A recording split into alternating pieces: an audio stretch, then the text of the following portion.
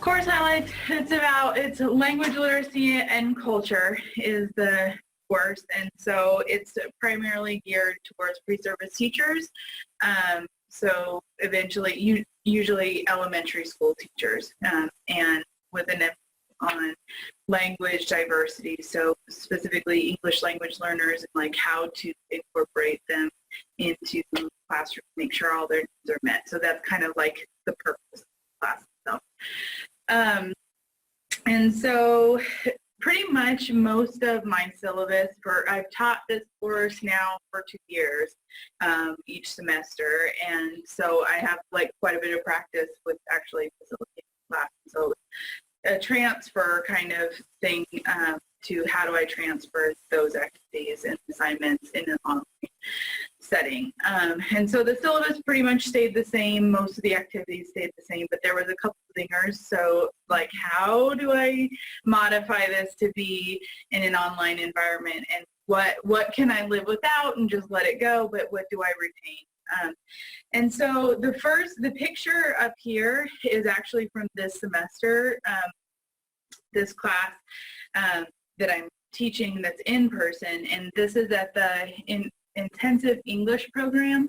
And so we talk about English language learners, but like it's really important for, especially in the Indiana context, like I'm originally from San Diego, and so you can't live in San Diego without meeting someone who speaks another language. But I think in Indiana, a lot of my students haven't ever met someone who speaks another language, and so having that personal interaction is really important. So I always do that program where we go and take a couple periods of our class periods to go and do what I call the IEP Connections program, and so it's the Intensive English Program Connections, and so they have various activities like assigned to each class. So this is actually at the IEP Center, which is in the next building over there, if you're not aware of this, on the 3rd floor. And the students are like college-age students primarily, and they are going through an intense English program so that they can eventually come into either our classes at USI and have the English skills necessary, or transfer to another university or something. And so trying to figure out like how to make that work in the online forum was a little bit tricky, but I've modified the program a little bit and kind of tested it out this time to where at the beginning of the semester I'll have like a Google form, and then they will sign up for particular times that work for their unique schedule. So about 3 to 6 students will sign up at a time, and they'll actually sit in with the intensive English program teachers who are master teachers in that content area, and then observe them and kind of sit in as tutors and work with individual students. So it'll be sort of flexible, and they can make it at their leisure and at a time that works with their schedule. So that was, I was pretty pleased not to have to totally let it go, because it's very, very valuable. I think students learn a lot about, for example, you can't just say, oh, well, just write it the way it sounds right. That's not actually teaching English. It doesn't sound right to them because they're learning English. You have to actually teach them English. So that was one sort of victory. And another one that I was pretty excited about was I also give them at the end of the semester an assignment to do a team teaching assignment, and so they specialize in a particular topic and teach their classmates in groups of like 3 to 5, teach their classmates about teaching writing to English language learners, for example, or teaching content to English language learners. And so they get up and they do activities in the class and work together as a small group. For future teachers is really important because they, especially elementary teachers, work together in teams, and that collaboration part of our profession is very, very important for them to kind of learn. So I didn't want to let that go either. So my best solution to that is for them to create a website. And so each of the students are going to kind of collect their different elements of what they've learned throughout the semester on their own unique website, and then they're also going to, Laura's over. You can move her down. Moving you, Laura. Yeah, get rid of me, that's fine. Is to create a website, and it's not really loaded, but this is like my silly example here, where they're going to hyperlink each other's team teaching assignments, and like it's one web page all devoted to that particular topic, and then they'll do like many sort of presentations via Zoom or via screencast or some type of recording mechanism to be sort of the experts in that particular topic. And then they can share this and retain this website that they've created throughout the course, throughout however long they want to keep it. So I think it's also like not only a nice way to do the portfolio for the course itself, but also like a good, it's on Weebly.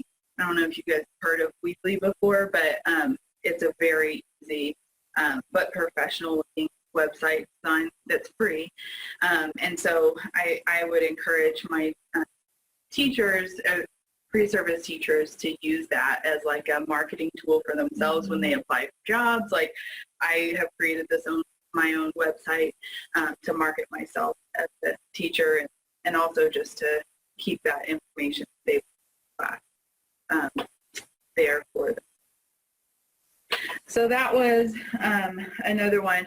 And then I also, one thing that because I've taught another course multiple times online, and that personal connection is really, something that I think that is the very nature of online learning. Like, how do you maintain that personal connection? And this is an idea I've kind of stole from one of my colleagues.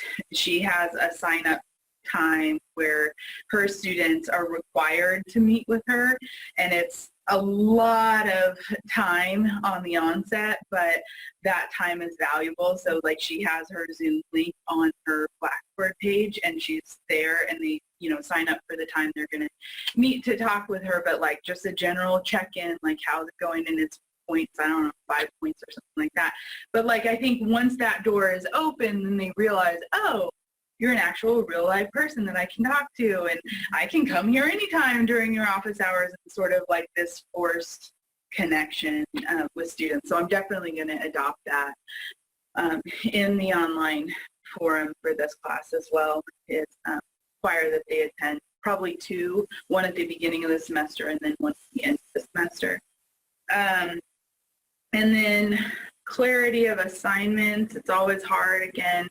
And I, work together to make sure that things are very clear how they're laid out. So this is for the first unit, exactly what the assignments are, what materials they're going to review, and why they're doing it, what it's going to help them to accomplish.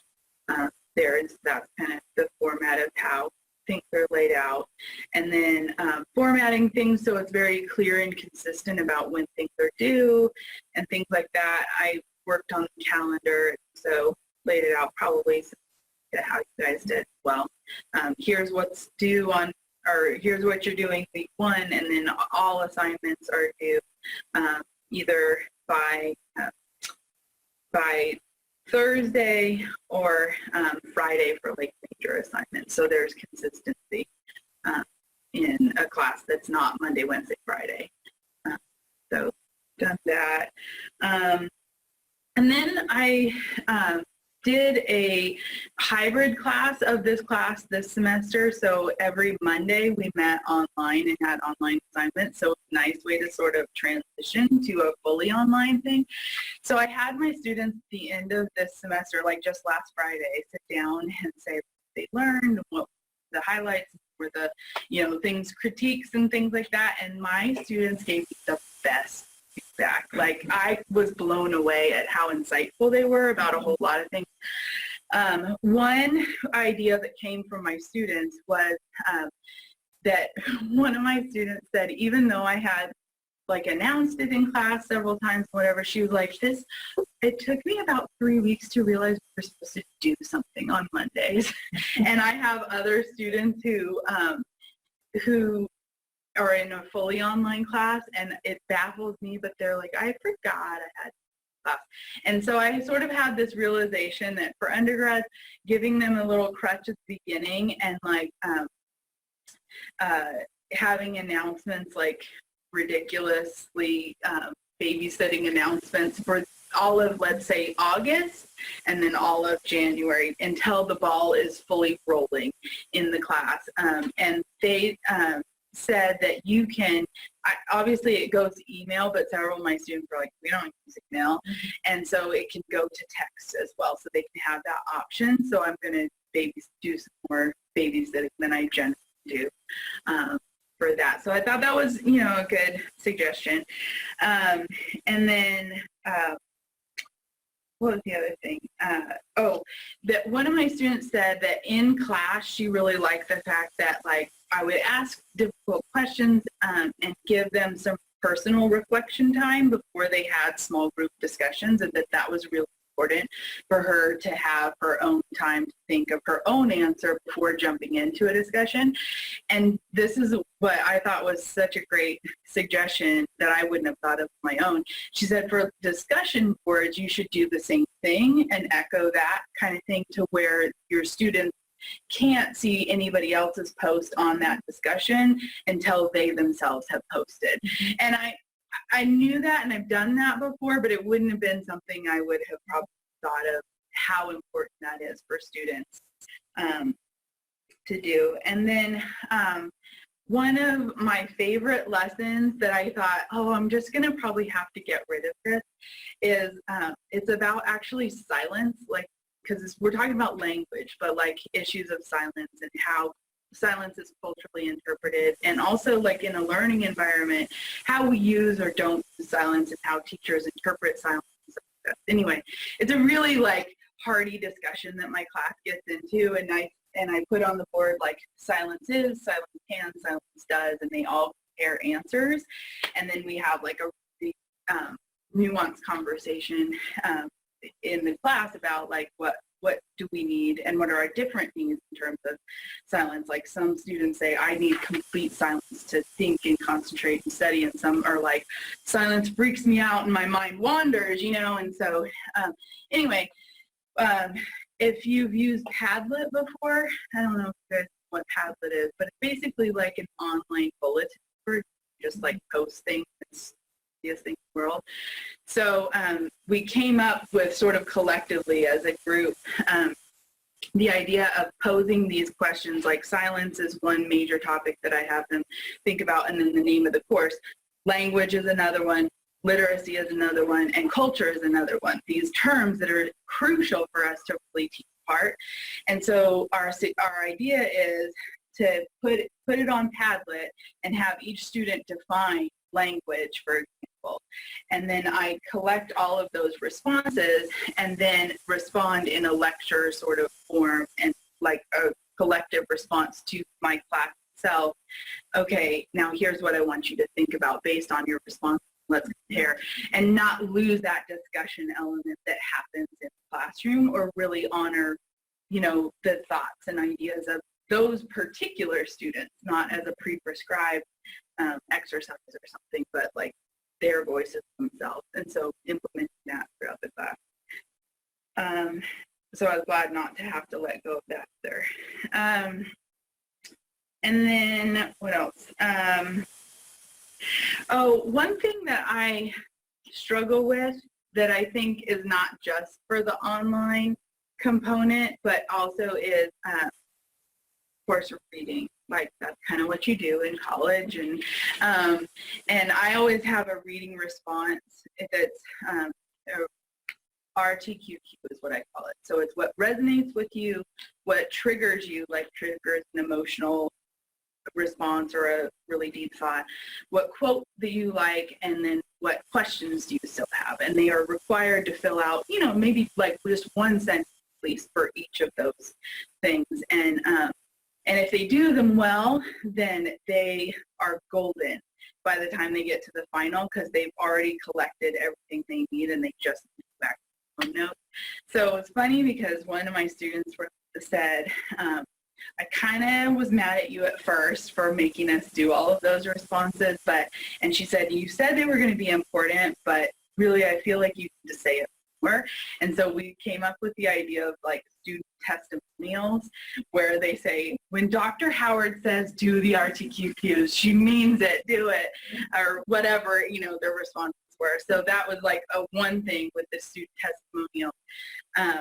But my struggle is, because some of the students were like, well, we kind of wish you would have given us specific questions to respond to, like, here's what you're looking for in this reading. But I also think I don't want to limit my students' learning or like the things that they could get out, and it feels like a quiz every time, and okay, I'm done, checklist, and now I'm done reading, but they could have gotten so much more out of it. So that's kind of the push and pull of like how to require that and guide students. So I'd welcome, I guess, your feedback about, or a discussion about where you guys fall with that. Me as a math person, not much, but anyway. And so I guess those are my sort of highlights that I had planned to talk through. And then has my perception of online teaching changed? Not really. I've done it quite a bit. I feel like I just did some think time, think some of the puzzling assignments that I have. How do you make that transfer? But I think the OCDP experience as a whole, yes, it has changed. It's much better the second time going through it. The first time I think all this, that I was the first semester doing it, and I was doing it with a partner, which complicated it even more, who is phenomenal, but like just managing all of that, and then having to do quality matters. So taking all of those elements out of it, it was very streamlined. I did want to get the whole course done by now, but I had to let myself off the get through finals, and I have a conference that I'm flying out for on Wednesday, and I just had to say I need more time. So those are my thoughts, I guess, and yeah. So. But you said you're gonna give them a delay so that they don't see others. That was something that bothered me as well. Are you just using the moderating? Is that how you're doing it in the discussion? You're just moderating the posts and not approving them? If you don't mind, Yeah. Scroll down to where you have discussion bar. Yep. So click there and then choose like discussion board 1 and edit. And if you scroll down, right there, viewing threads replies. You select participants must create a thread in order to view other threads. And this is where you can also put in the grade. So it shows up in your grade book. You give it points possible, and you can add a rubric here too, 1 and 2. Okay. Thank you. Now, the only thing, and someone mentioned this because we actually talked about this at the lunchtime showcase, is that make sure you tell students, like, hey, you have to submit before you see everyone else's. I think a faculty member said she did that, and she said no one ever did it. They didn't think they didn't have to, or they were waiting for other students to post. And I would even think maybe like at the top of the, like right here where it says portfolio websites, like just put ongoing or questions about discussions or something as the forum title, and then please remember that you won't see anybody's or whatever, just so they, Right. because I could see it doing it in the initial announcements and introduction to the class, but Right. forget or don't actually even watch that. Right. All right. Anything else you can think of, Flora? Nope. All right. Yep. Thank you. Good job. Good job. Yeah.